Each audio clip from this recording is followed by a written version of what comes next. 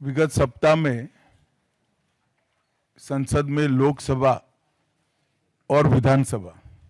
राज्यसभा दोनों जगह संविधान को स्वीकार किए हुए 75 साल के मौके पर संविधान की रचना, संविधान निर्माताओं का योगदान और संविधान में प्रस्तावित किए गए आदर्शों पर एक गौरवमयी चर्चा का आयोजन संसद के द्वारा किया गया। वो चर्चा में 75 साल की देश की गौरव यात्रा, विकास यात्रा और उपलब्धियों की भी चर्चा होनी थी। ये तो स्वाभाविक है कि जब लोकसभा में, राज्यसभा में पक्ष और विपक्ष होते हैं तो हर मुद्दे पर लोगों का नजरिया अलग अलग होता है, दलों का नजरिया अलग अलग होता है, वक्ताओं का नजरिया अलग अलग होता है। मगर संसद जैसे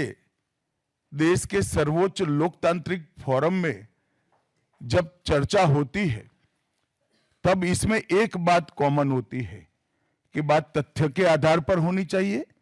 और बात सत्य के आधार पर होनी चाहिए। कल से कांग्रेस पार्टी ने जिस तरह से तथ्यों को तोड़ मरोड़ कर रखने का प्रयास किया है, ये अत्यंत निंदनीय है और मैं इसकी निंदा करना चाहता हूं। ये क्यों हुआ? क्योंकि भारतीय जनता पार्टी के वक्ताओं ने संविधान पर, संविधान की रचना के मूल्यों पर और जब जब कांग्रेस या भारतीय जनता पार्टी का शासन रहा तब शासन ने संविधान के मूल्यों का किस तरह से मूल्यांकन किया, संरक्षण किया और संवर्धन किया, इस पर फैक्ट के साथ भारतीय जनता पार्टी के वक्ताओं ने अनेक उदाहरणों के साथ जनता के सामने विषय रखे और उसमें वो तय हो गया कि कांग्रेस पार्टी आंबेडकर जी विरोधी पार्टी है, कांग्रेस पार्टी आरक्षण विरोधी पार्टी है, कांग्रेस पार्टी संविधान विरोधी पार्टी है, कांग्रेस पार्टी ने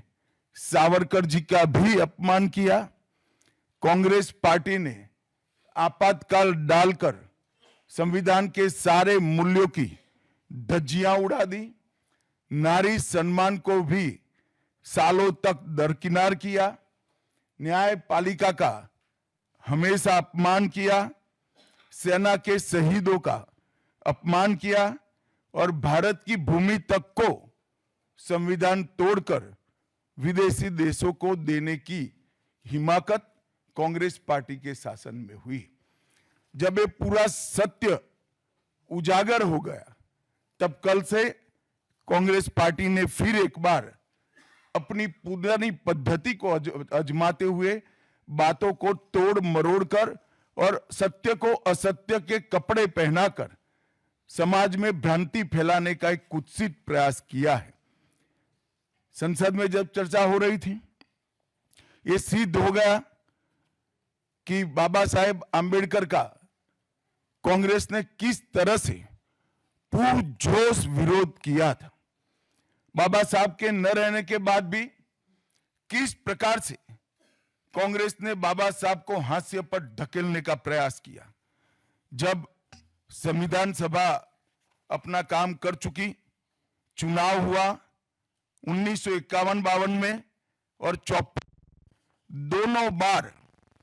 कांग्रेस ने बाबा साहब को हराने के लिए कोई कसर नहीं छोड़ी। यहां तक कि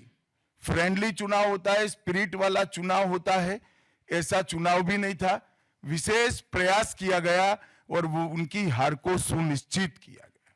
जहां तक भारत रत्न देने का सवाल है, कांग्रेस के नेताओं ने कई बार खुद ही अपने आप को भारत रत्न दिए हैं। 55 में नेहरू जी ने खुद को भारत रत्न दे दिया, 71 में इंदिरा जी ने खुद को भारत रत्न दे दिया और 1990 में बाबा साहब को भारत रत्न तब मिला जब कांग्रेस पार्टी सत्ता में नहीं रही और भारतीय जनता पार्टी के समर्थन वाली सरकार थी। 1990 तक कांग्रेस पार्टी बाबा साहब को भारत रत्न न मिले इसका बड़े जतन से प्रयास करती रही, यहां तक कि बाबा साहब की जयंती को भी 100वीं जयंती को भी मनाने का मना ही कर दिया गया। नेहरू जी की अंबेडकर जी के प्रति नफरत जग जाहिर है। नेहरू जी की खुद की किताब selected works of Jawaharlal Nehru second series volume 16 इसके भाग 2 की पृष्ठ संख्या 532 पर एक पत्र का उल्लेख है, जब बीसी राव ने नेहरू जी को पत्र लिखकर कहा कि अंबेडकर जी मंत्रिमंडल से इस्तीफा देकर जाने का मन बना रहे हैं, तब नेहरू जी का ये जवाब था, अंबेडकर के जाने से मंत्रिमंडल में कोई फर्क नहीं पड़ने वाला है। अंबेडकर जी के महान योगदान का मूल्यांकन जवाहरलाल जी किस तरह से करते थे, इससे बड़ा कोई उदाहरण नहीं हो सकता। जब पंडित जी की एक और किताब को पढ़ें, लेटर टू चीफ मिनिस्टर में एक उल्लेख है, बंबई के मेयर ने एक पत्र में बाबा साहब के अंबेडकर के जन्मस्थान महू में उनका स्मारक बनाना चाहिए ऐसा सुझाव दिया। 18 जून 1959 को पंडित जी ने कहा, सरकार के लिए स्मारक स्थापित करना बिल्कुल सामान्य बात नहीं होगी, आमतौर पर स्मारक निजी पहल से किया जाता है। अपने परिवार के चाहे कोई भी सदस्य हो, नेहरू जी हो, इंदिरा जी हो,